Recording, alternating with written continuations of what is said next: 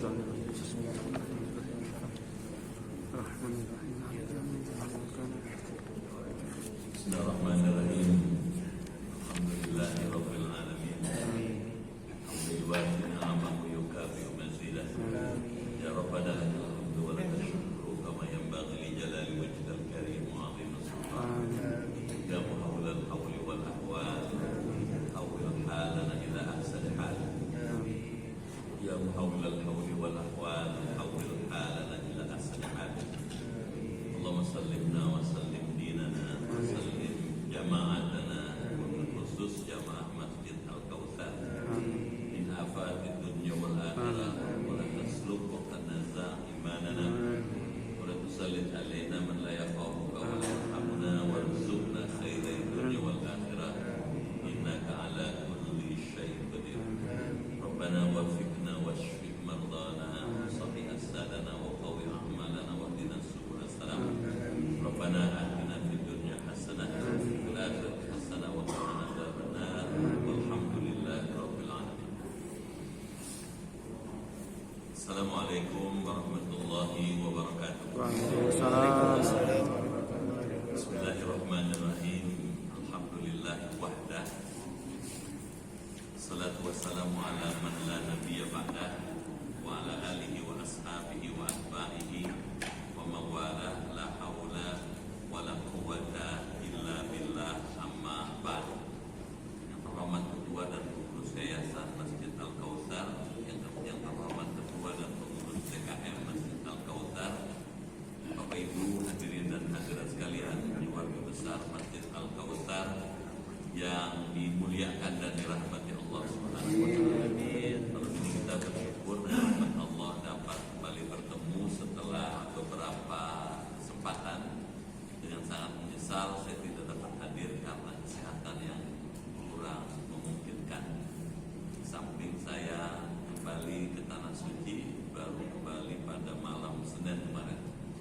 Jadi mengawali tahun baru 2023, semoga Bapak Ibu dan keluarga di rumah lebih baik lagi. Amin. Lebih sehat. Amin. Lebih kuat. Amin. Lebih takwa. Amin. Lebih berkah, lebih maju, lebih bahagia.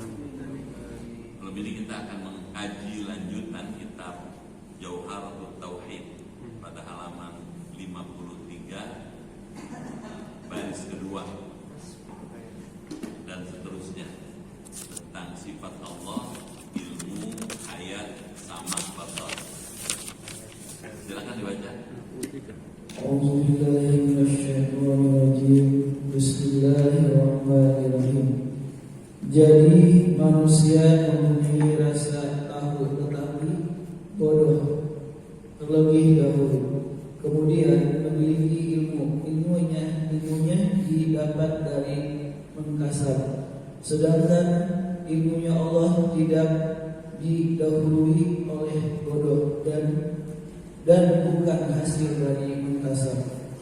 Oleh karena itu, silahkan ikutilah semua kepada jalan yang hak, yaitu jalan kebenaran, dan kamu harus membuang terhadap keraguan dan diganti dengan keyakinan. Ya, sampai situ dulu ya.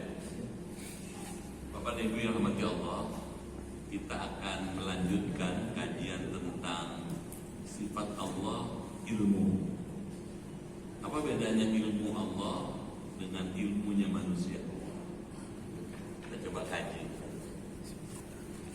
Kita siapkan sedikit-sedikit dulu ya. Allah punya Allah nih.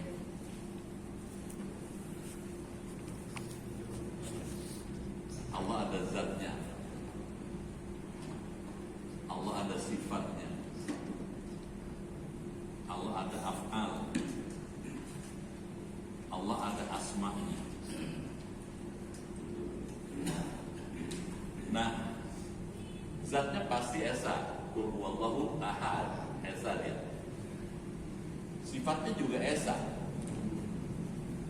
af'alnya juga esa. Kita sudah belajar sifat Allah, ada sifat Allah ilmu. sifat wajib yang ada pada Allah, yang melekat pada zatnya. Dia maha mengetahui.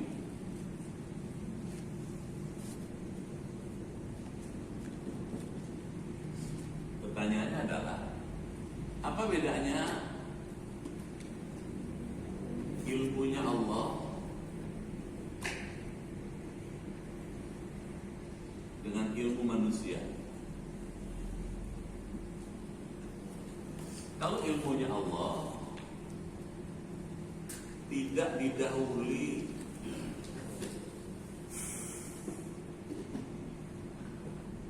dengan ketidaktahuan,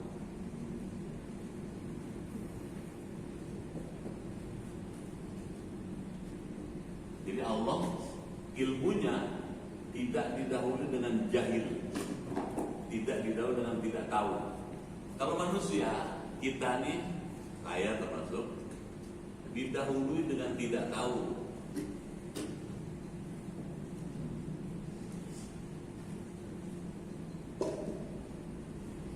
Dulu saya lahir nggak tahu apa-apa, nggak bisa baca, nggak bisa nulis, nggak ngerti apa-apa. Nah, melalui proses belajar mengajar, kita bisa dapat ilmu. Gitu. Kalau Allah nggak melalui proses belajar mengajar, makanya ilmunya Allah itu tidak ilmu kasbi. Kalau ilmu Allah itu melekat pada zatnya. Kalau ilmu manusia, ilmu hasil usaha. Tadi mengkasap dengan bahasa bukunya, bahasa kitab, hasil mengkasap, hasil usaha. Belajar dulu, gitu, sekolah dulu, dapat ilmu. Jadi bedanya itu. Gitu. Sampai di sini. Nah, kalau begitu, ilmu pengetahuan. Nah, sekarang kita perdalam. Kalau dilihat dari sumber dan caranya terbagi dua. Ada ilmu yang given, diberi oleh Allah, namanya ilmu laduni. Ada ilmu yang achievement, hasil usaha, namanya ilmu kasbi.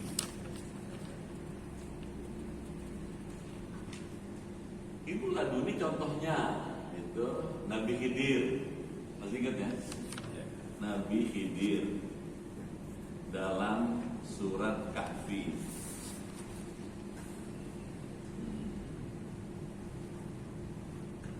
Ilmu kasbi hasil usaha itu direpresentasikan oleh Nabi Musa. Nabi Musa alaihissalam. Dalam riwayat mengatakan Nabi Musa belajar 70 tahun. Belajar terus 70 tahun. Nabi Musa itu luar biasa. Juga dalam surat Kahfi. Apa bedanya laduni dengan kasbi? Gitu.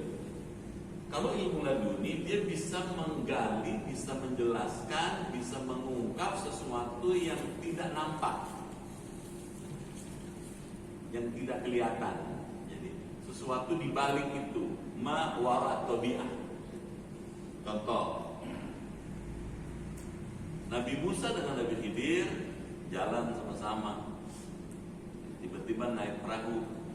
Ketika naik perahu, di tengah jalan perahunya oleh Nabi Khidir dirusak, dibolongin gitu. Nabi Musa bilang, kenapa perahu bagus-bagus dirusak? Dibilang, kan jangan nanya.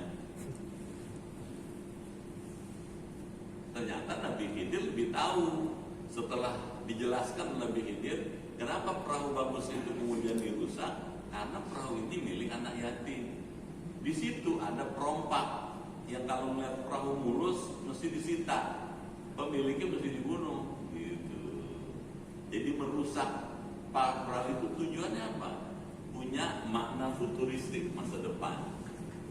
Dia bisa mengungkap sesuatu yang bakal terjadi di masa depan. Itu ilmu laduni. Kalau ilmu kasbi yang nyata, yang kelihatan. Kenapa katanya perahu bagus-bagus dirusak? Karena menurut akalnya Nabi Musa, menurut pengetahuan Nabi Musa, ini mengganggu dong, merusak dong. Orang nggak boleh merusak hidupnya. Ternyata ada maksudnya. Gitu. Jadi bedanya tuh laduni dengan kasbi. Gitu.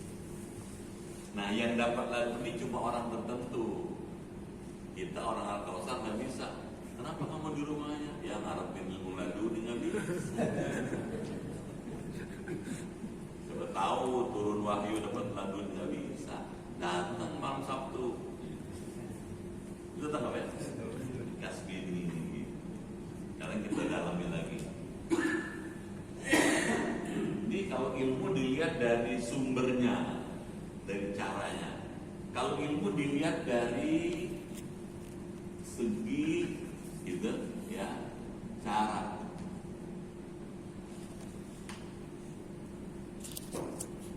Dari segi bentuk dan cara.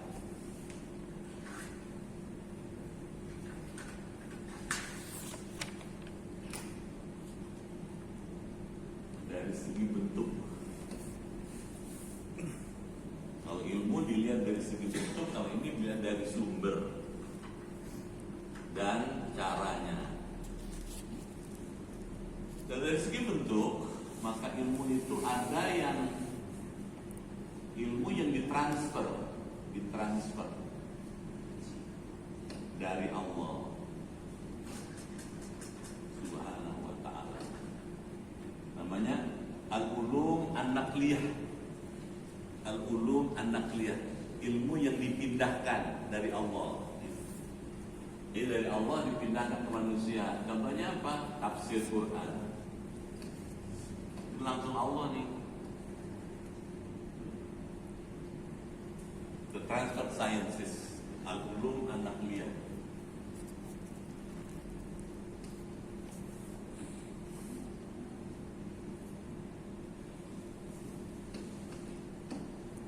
Al-ulumun naqliyah. Tapi ada ilmu yang hasil olah akal,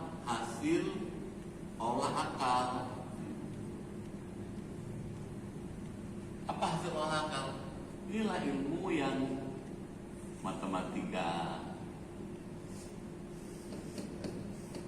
kimia, ekonomi, hukum, kedokteran, dan lain-lain. Ini ilmu hasil olah akal. Al-ulum al-aqliyah. Terus di mana perannya? Dua-duanya berperan. Kalau kita ada di sini, sebaiknya dilengkapi dengan ini. Kalau kita ada di sini, sebagusnya ditambah dengan ini. Gitu. Bisa tangkap ya? Pertanyaan, buat apa katanya gitu? Ini punya sifat direktif, dia mengarahkan. Kalau ini bersifat direktif, mengarahkan. Gitu. Kalau Anda punya ilmu ekonomi, gunakan ilmu ekonomi Anda untuk kemaslahatan umat. Kalau Anda jadi dokter, jadilah dokter yang menimbulkan maslahat. Dia yang ngasih arahan nih. Gitu. Kalau Anda jadi insinyur, jadi insinyur bermanfaat dan maslahat buat umat. Gitu. Jadi dia mengarahkan ini. Ilmu ini bersifat komplementatif,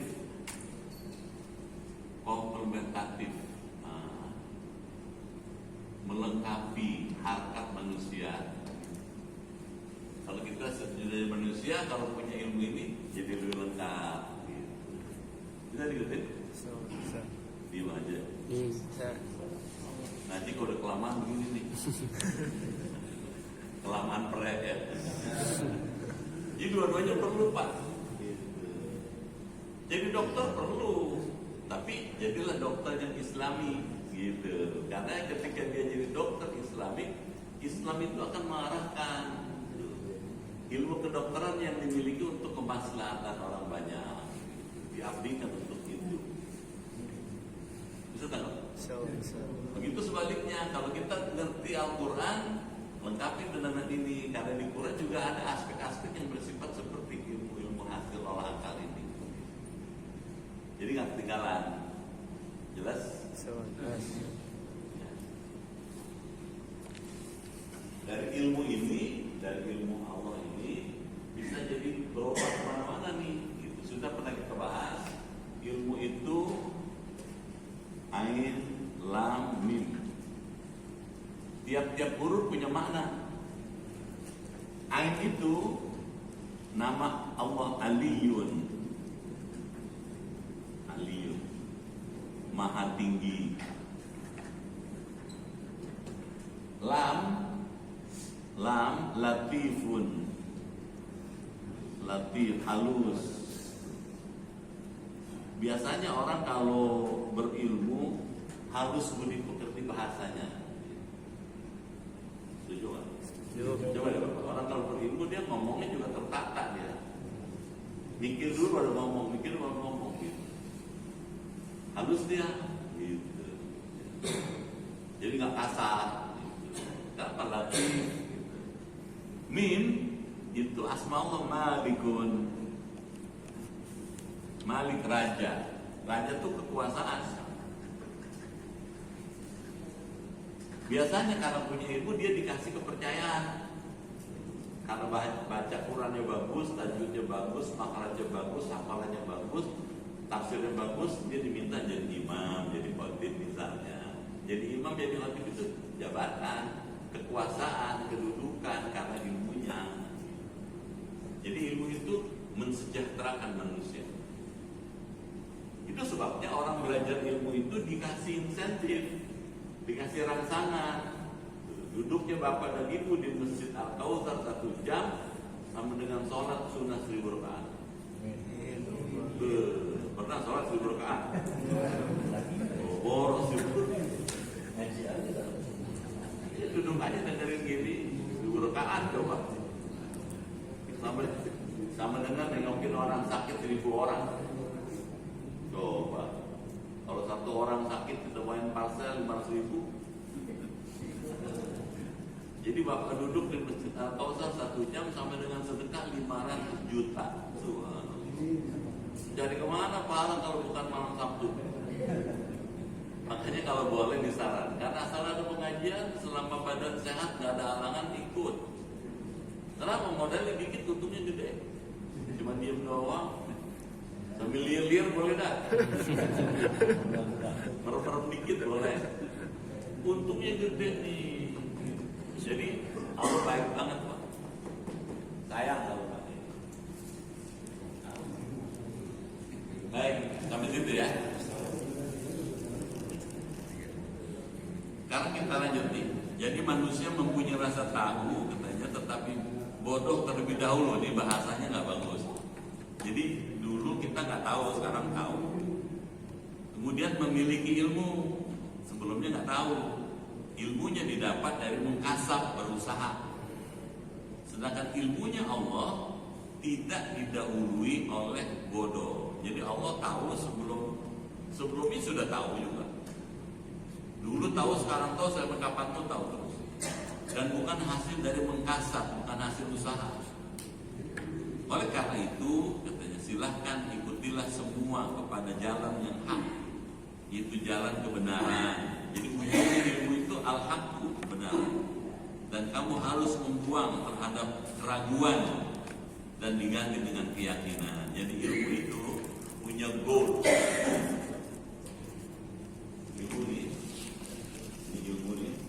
Ilmu ini punya tujuan. Nah, tujuannya apa? Al-haqqu. Al-haqqu, kebenaran.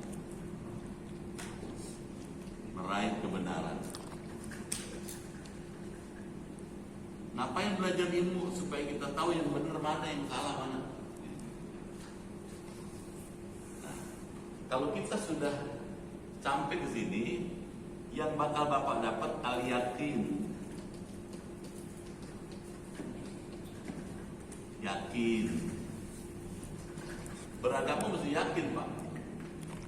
Kalau beragama nggak yakin, mundur maju, gampang dikibulin orang. Yakin.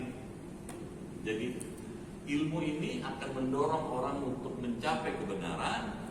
Begitu sudah sampai pada kebenaran, kita yakin. Itu sebabnya yakin itu terbagi 3.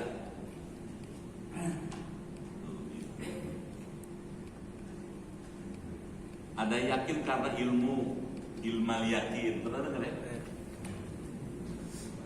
Misalnya nih, ada informasi di Mekah ada Ka'bah. Bapak Muslim iya. Bapak tahu nggak di Mekah ada Ka'bah? Tahu. Dari mana Bapak tahu? Saya baca di Quran, baca hadis, baca di buku, lihat di televisi, baca di YouTube. Oh, dia tahunya karena ilmu. Yakinnya kalau di Mekah ada Ka'bah karena ilmu. Beda dengan orang yang sudah ke sono. Apa ke sono? Dia ainal yakin secara visual. Bapak percaya nggak di Mekah ada Ka'bah? Tahu, percaya, yakin malah. Kenapa yakin? Saya udah ke sono. Jadi ilmal yakin berubah jadi ainal yakin. Kalau pulang dari sana berubah lagi dia hakul yakin. Yakin secara esensial, secara hakul yakin. Kali ini saintifikal. Kesini Pak, kita mau kesini. Bapak kalau sudah sampai di sini, Ibu kalau sudah sampai yakin secara esensial, secara hakul yakin, Bapak akan sampai kepada ayat Quran, wala tamutunna illa wa antum muslimun. Ada kan? Kalau Jumat sudah dibacain tuh Imam tuh. Janganlah kamu mati katanya, kecuali matimu dalam keadaan muslim. Lah belajar ilmu itu supaya kesini nih. Gak apa-apa orang itu mesti mati. Emang gak bosan tinggal di rapat buat terus. Gantian dong yang baru-baru.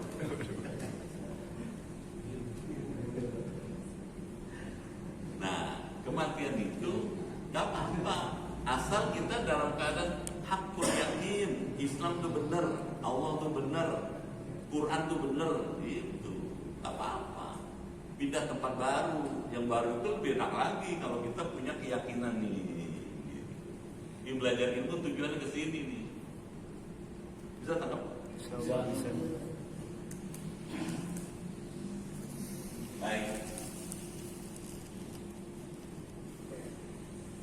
Kalau sudah ilmu, kita belajar lagi hayat. Ilmu hayat. Baca lagi deh, barang sebagian ya. Ayatuhu kata dalam semu sumal rasul jadi ada nafsu. Adapun nomor ke-10 dari sifat 20 itu sifat keempatnya dari sifat ma'ani adalah sifat hayat yang artinya hidup. Adapun taklifnya ialah sifat qaimatun bidatihi ta'ala tusahih liman bihi idrokat. Artinya sifat qadim yang tetap di dalam zat Allah yang mengusahakan terhadap sifat idrok. Jadi dimengerti oleh akal adanya Allah mempunyai sifat hayat karena yang mati seperti tidak berhala, tidak adanya dan umpamanya.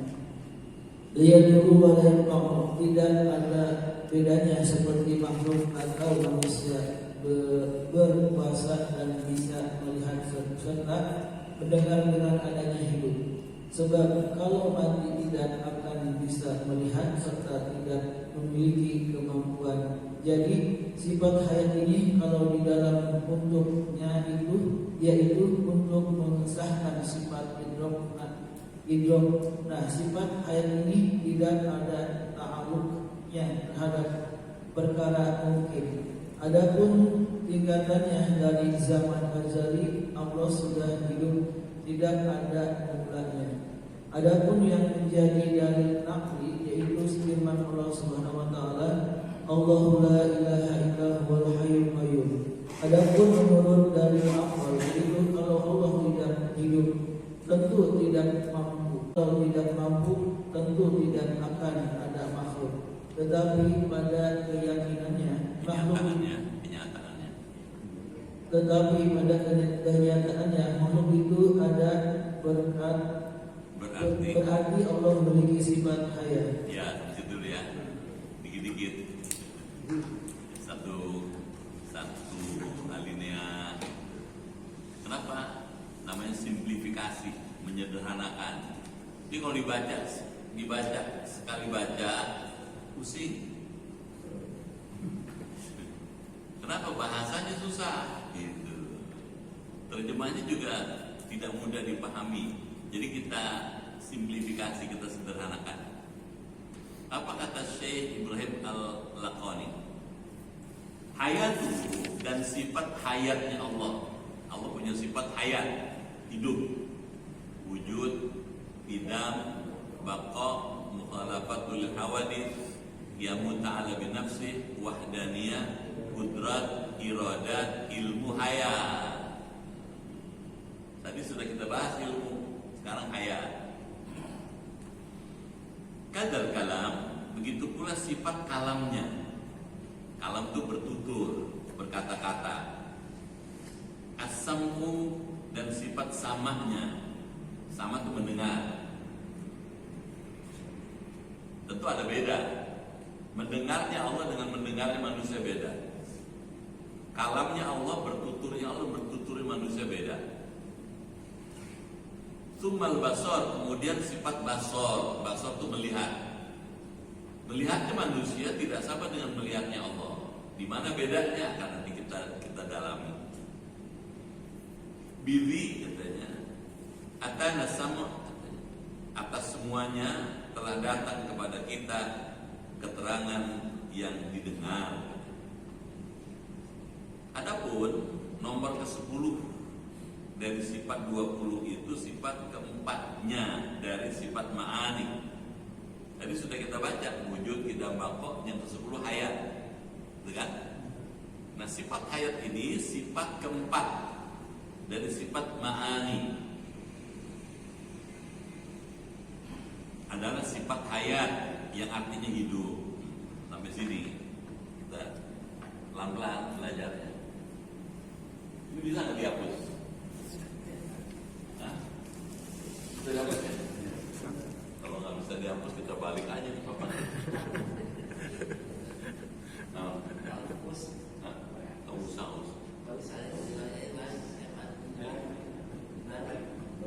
Kalau saya emang kalau ngajar, karena kita akan belajar Allah punya sifat hayat, hayatun. Allah punya sifat hayat, hidup, hayatun. Sifat hayat ini sifat ke-10. Sifat ke-10 dari 20 sifat. Sifat keempat dari sifat ma'ani. Sifat ma'ani.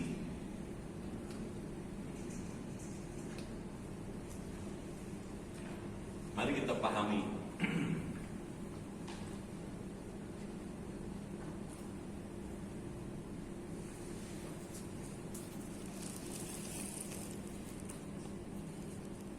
Adapun ta'rifnya, ta'rif itu definisi.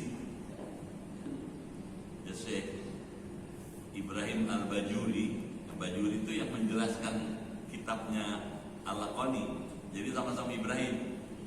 Yang berbentuk syair, puisi itu Syekh Ibrahim Al-Laqani.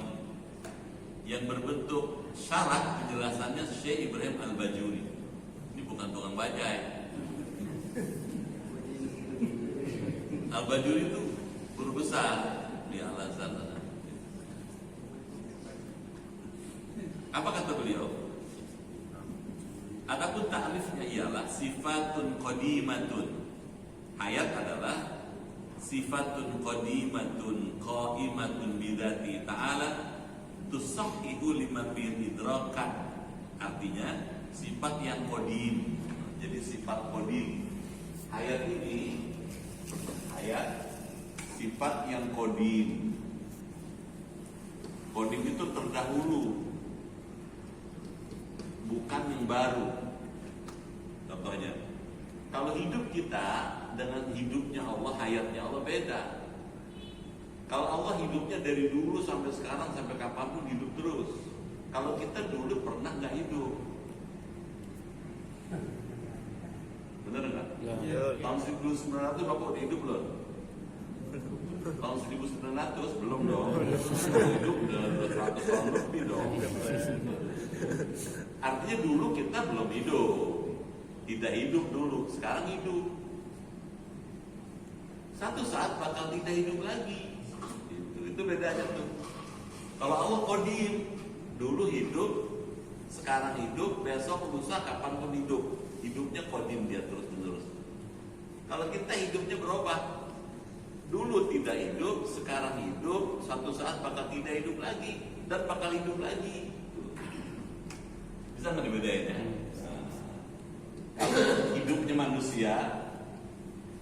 Hidupnya manusia bersifat baru tuh hadis.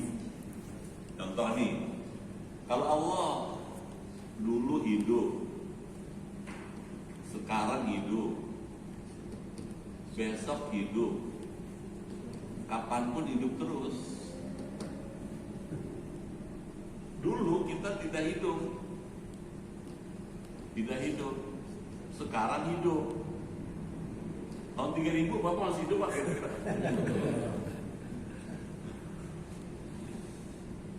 Tidak hidup lagi dan akan hidup lagi. Tuh bedanya.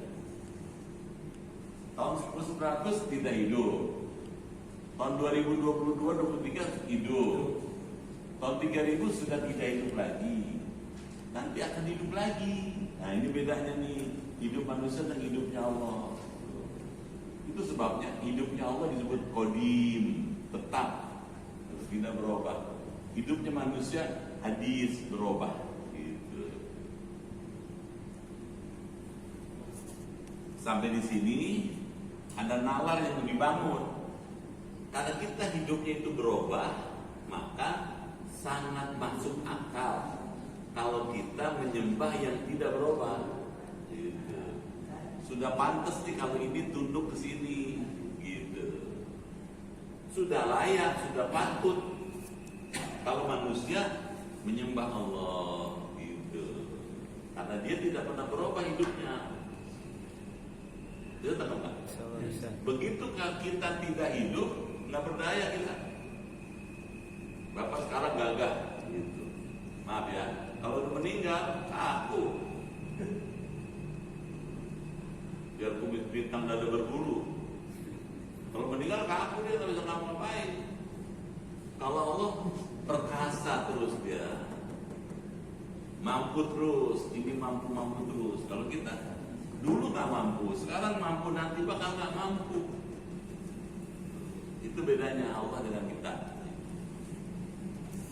Bisa dibedain? Bisa. Baik.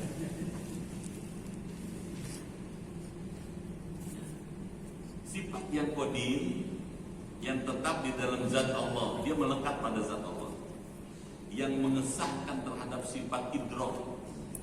Dengan sifat qadim ini Allah idrok. Jadi idrok itu tahu. Jadi dimengerti oleh akal, logis kalau bahasa kita. Adanya Allah mempunyai sifat hayat, masuk akal dong kalau Allah hidup. Karena yang mati seperti berhala, tidak ada daya dan upaya. Nah, jadi bedanya sekarang nih diajarin lagi sama Ibrahim Salator.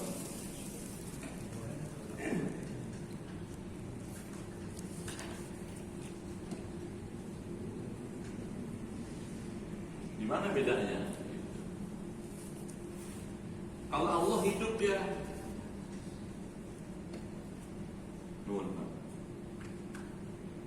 kalau Allah hidup, kalau berhala mati.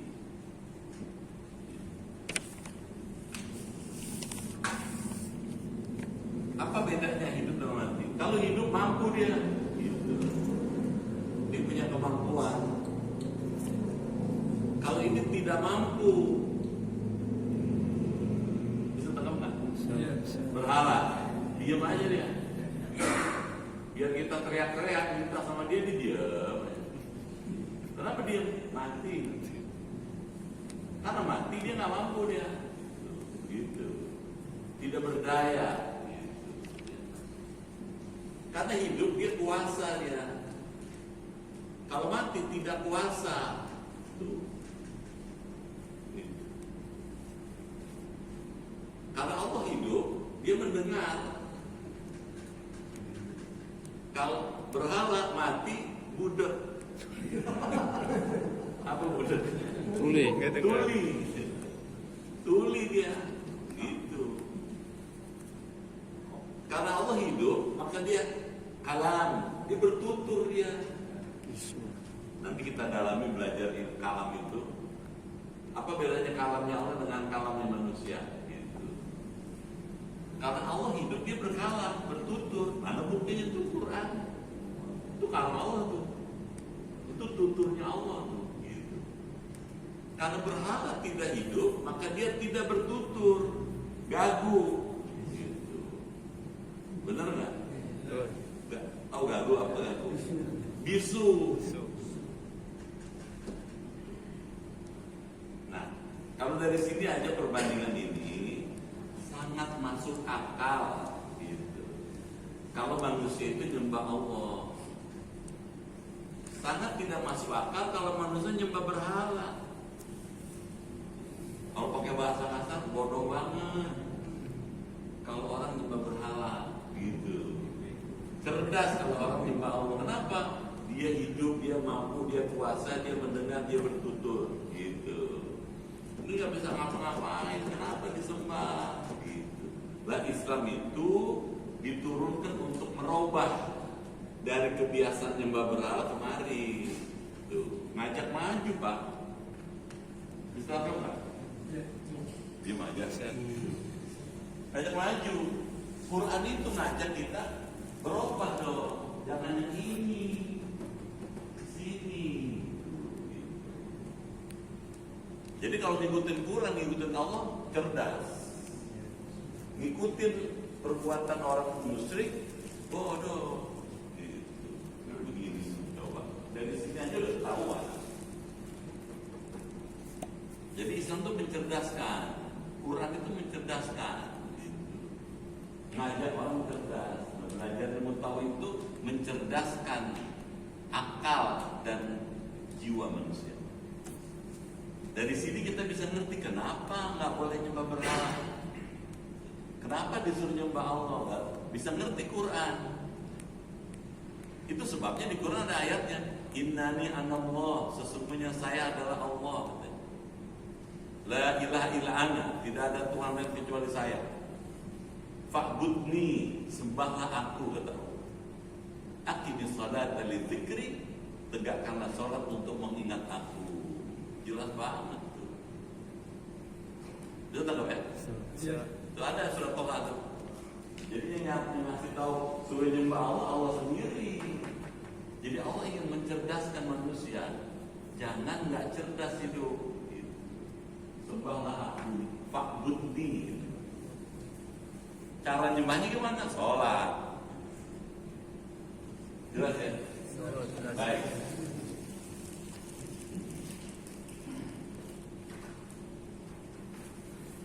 Kenapa nggak boleh nyembah berhala? Karena berhala tidak ada daya dan upaya, nggak mampu dia. La yadur wa la yanfa'u, katanya. Nggak bisa membuat mudarat, nggak bisa mencelakakan manusia.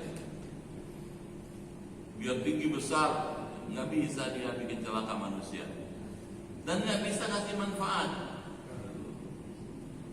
Biar kita teriak-teriak minta sama dia diam aja, nggak bisa jawab. Makanya jangan disembah, gitu katanya. Tidak ada bedanya seperti makhluk atau manusia. Berhala nggak beda dengan makhluk yang lain. Berkuasa dan bisa melihat serta mendengar dengan adanya hidup. Jadi kalau Allah berbeda dengan manusia, dengan makhluk. Dia berkuasa, dia bisa hidup, dia bisa mendengar. Tadi itu tulisan. Sebab kalau mati tidak akan bisa melihat. Benar nggak? Betul. Nggak bisa melihat. Berhala tuh diam aja, mati dia biar ada matanya. Hah?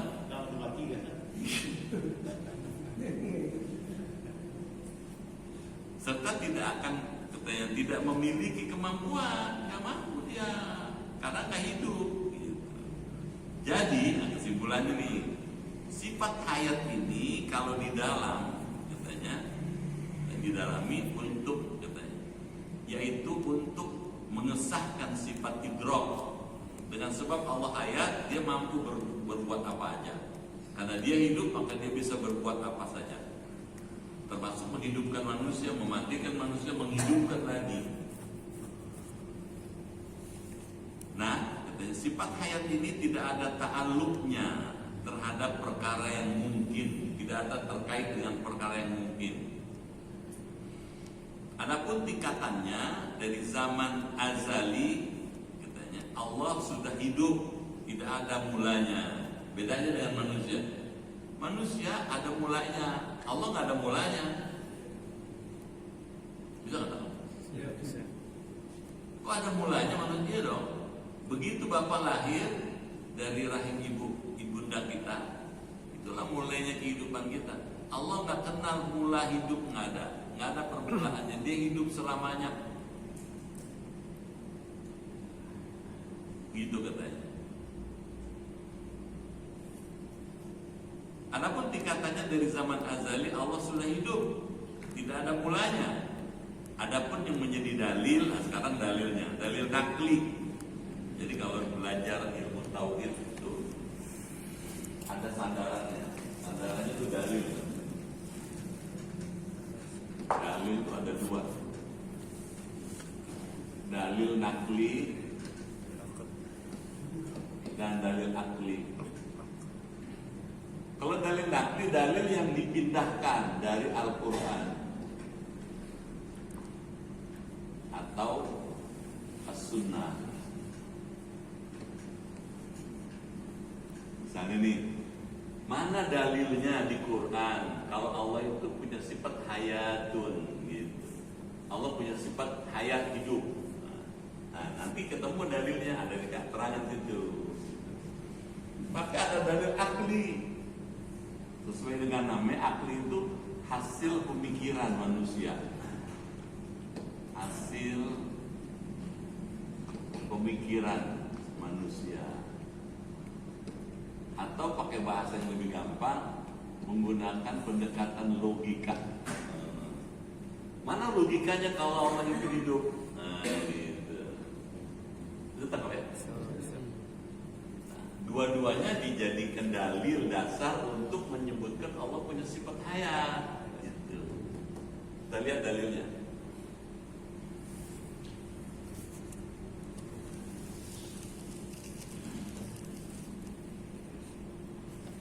Adapun yang menjadi dalil nakli, yaitu firman Allah Subhanahu wa taala. Mana dalil? Allahu la ilaha illa huwal hayyul qayyum. Ada kan? Ayat kursi. Itu sebabnya kata Rasulullah, a'zamul ayat fil Quran ayatul kursi. Ayat paling agung di Quran ayat kursi. Ayat banyak, ada 6.666. Yang paling agung ayat kursi. Kenapa? Karena dia menjelaskan siapa Allah. Allahu la ilaha illa huwa. Allah tidak ada yang disembah kecuali Dia. Siapa Dia? Al-Hayyu, yang maha hidup. Al-Qayyum, yang selalu menegakkan.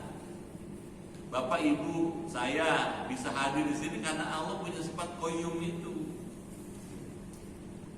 Alhamdulillah. Kita masih bisa menikmati tahun 2023 ya. Ini karena Allah Hayyul Qayyum itu. Makanya membaca ayat kursi itu penting. Mahal. Saking mahalnya ayat kursi sampai kata Rasulullah, man qara ayatal kursi fi baiti marratan wahidah yafiruna minhu syayatin 30 yawman. Siapa yang baca ayat kursi satu kali saja di rumahnya, setan kabur sebulan. Amin. Iya, ibu baca sekali ayat kursi di rumah, setan kabur sebulan. Nah kalau kita cecer, Nggak mampir, nggak mampir mampir itu setan. Kalau rumah nggak dimampiri setan, yang mampir malaikat. Apa bedanya? Kalau rumah dimampiri oleh malaikat, tuh rumah terasa nyaman, tentrem, ayem, ada rasa saling menyayangi, mencintai, mengasihi. Suami dengan istri, istri dengan suami, anak dengan orang tua dengan anak. Itu pengaruhnya ke situ. Coba, rumah nggak pernah dibacain ayat kursi, sangar. Coba deh, dangdut terus. Kelihatannya saya kayaknya orang seneng nih hidup dangdut terus, tapi dalamnya gersang, nge-rap terus, lagu-lagu rap, orang nyap-nyap. Nggak ada. Kenapa? Ada syaitan di situ. Itu. Coba kursi tadi. Yang kedua nih, ada hadis Sahih Muslim. Kata Nabi, man qara'a ayatal kursi ba'da salatil mafruḍah lam yamna'hu min dukhulil jannah. Siapa orang baca ayat kursi setelah sholat fardu, nggak ditolak masuk surga. Nggak ditolak artinya dipersilakan, dimanggake, persilakan. Kan baca ayat kursi nggak sampai 5 menit. Kita kadang-kadang berhitungan. Salam kadang-kadang kabur baca dulu ayat kursi. Buat kita bukan buat orang lain. Jelas tuh? Ini Pak Mal, hadis Sahih Muslim. Kalau hadis biasa-biasa tanggung-tanggung, ini Muslim. Hadis Sahih Muslim ini mesti yakin. Mahal tuh ayat kursi karena isinya luar biasa. Bisa tak kan? Tausiahnya tiap hari baca ayat kursi Pak. Di rumah, di jalan, mana-mana tuh. Naik mobil baca ayat kursi. Supaya apa? Supaya mobilnya itu atau kendaraan kita naikin itu steril dari syaitan. Sekarang kita lihat, adapun menurut dalil akal, akal itu pikiran, yaitu kalau Allah tidak hidup, nalarnya, tentu tidak mampu. Setuju nggak? Setuju. Kalau Allah nggak hidup nggak mampu dia. Dan itu mustahil. Kenapa mustahil? Lihat, alam semesta teratur. Matahari terbit di timur, tenggelam di barat. Teratur, siang malam teratur. Ini kenapa teratur? Karena ada yang ngatur. Yang ngatur yang mampu. Yang mampu yang hidup. Kalau begitu Allah hidup, hayatun. Berhala nggak bisa ngapain dia. Dengeran nggak? Tua pekong apa namanya? Jangan disembah dong, gitu. Kalau tidak mampu, tentu tidak akan ada makhluk. Karena dia hidup, maka dia mampu. Karena mampu ada hidup, ada makhluk. Makhluk banyak, ada langit, ada bumi, ada manusia, ada hewan, tanaman, tumbuh-tumbuhan. Adanya makhluk membuktikan adanya kemampuan si pembuat makhluk. Yang membuat makhluk itu pasti yang hidup. Yang hidup itu Allah. Jelas ya? Jelas. Makin mantap nih ngaji nih. Ya ngaji biar cuman 1-2 sifat tapi mantap dong. Betul nggak? Betul. Orang kalau sudah yakin sama Islam nggak berubah dia. Tetapi pada kenyataannya makhluk itu ada, katanya gitu. Berarti memiliki sifat hayat. Adanya makhluk menjadi bukti adanya pencipta makhluk. Dan pencipta makhluk itu pasti mampu menciptakan. Dan yang mampu itu namanya Allah. Sampai di sini sifat hayat. Amin. Ya Rabbal. Amin. 2 sifat dulu ya. Kalau kebanyakan susah nangkapnya. Kalam nanti kalam insya Allah.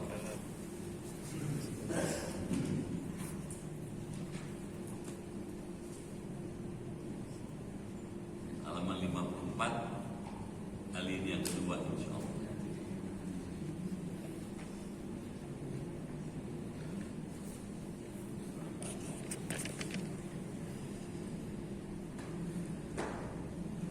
Baik,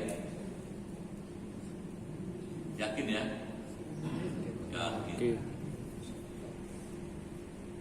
Kalau yakin kita tutup dah, benar nggak? Saya memang kalau bisa seefisien mungkin ya. Sekarang cuma segini tapi ngerti, dibandingkan ngaji 2 jam setengah, jamaahnya nggak ngerti apa-apa. Ngerti nggak? Tahu tuh ngomong apa tuh guru. Pusing gua katanya. Cuman begini aja tapi kalau ngerti lebih bagus kalau menurut saya. Cukup ya? Baik. Kita baca doa lagi. Semua yang hadir, keluarga di rumah sehat, panjang umur, kuat iman, giat beribadah, banyak rezekinya, maju usahanya, hidupnya berkah, keluarganya sakinah, dan bisa husnul khatimah. Al-Fatihah.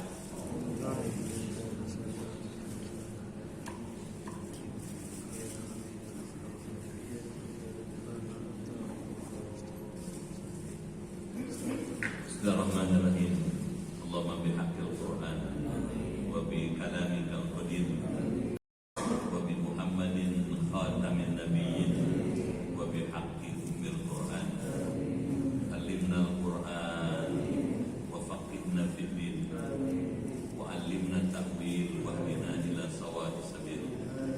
Allahumma inna nas'aluka imanan kamilan wa yaqinan sadiqan wa rizqan wasi'an wa qalban khashi'an wa lisanan dhakiran wa badanan sabiran wal afwa indal hisab wa najata minan nar. Allahumma khtim lana bil husnil khatimah wa la takhtim alaina bis su'il khatimah. Rabbana atina fid dunya hasanah wa fil akhirati hasanah wa qina adzabannar. Walhamdulillahi rabbil alamin. Sekian, lebih kurang mohon maaf. Terima kasih. Sampai jumpa lagi. Assalamualaikum.